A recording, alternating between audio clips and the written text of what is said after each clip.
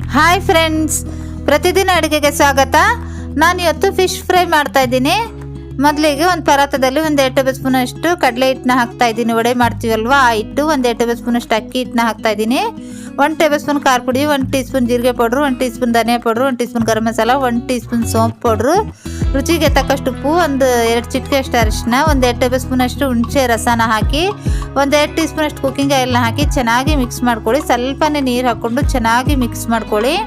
ನೋಡಿ, ಈ ಥರ ಇರಬೇಕು ಮಸಾಲೆ, ಇಷ್ಟು ಥಿಕ್ಕಾಗಿರಬೇಕು. ನಂತರ 1 ಚಿಟಿಕೆ ಅಷ್ಟು ಫುಡ್ ಕಲರ್ನ ಹಾಕಿ ಮಿಕ್ಸ್ ಮಾಡ್ಕೊಳ್ಳಿ. ನಿಮಗೆ ಫುಡ್ ಕಲರ್ ಇಷ್ಟ ಇದ್ದರೆ ಹಾಕಿ, ಇಲ್ಲಾಂದರೆ ಸ್ಕಿಪ್ ಮಾಡ್ಬೋದು.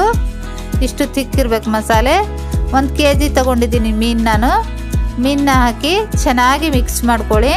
ಈ ಥರ ಎಲ್ಲ ಕಡೆ ಚೆನ್ನಾಗಿ ಮಿಕ್ಸ್ ಮಾಡಿದ ನಂತರ ಒಂದು 10 ನಿಮಿಷ ಸೆಟ್ ಆಗಕ್ಕೆ ಇಟ್ಬಿಡಿ. ಒಂದು 10 ನಿಮಿಷ ಮ್ಯಾರಿನೇಟ್ ಆದ ನಂತರ ಒಂದು ಕಡಾಯಲ್ಲಿ ಎಣ್ಣೆ ಬಿಸಿ ಇಟ್ಟಿದ್ದೀನಿ. ಎಣ್ಣೆ ಚೆನ್ನಾಗಿ ಬಿಸಿ ಆದ ನಂತರ ಈ ಫಿಶ್ನ ಹಾಕಿ ಎಣ್ಣೆ ಚೆನ್ನಾಗಿ ಬಿಸಿ ಆಗಬೇಕು.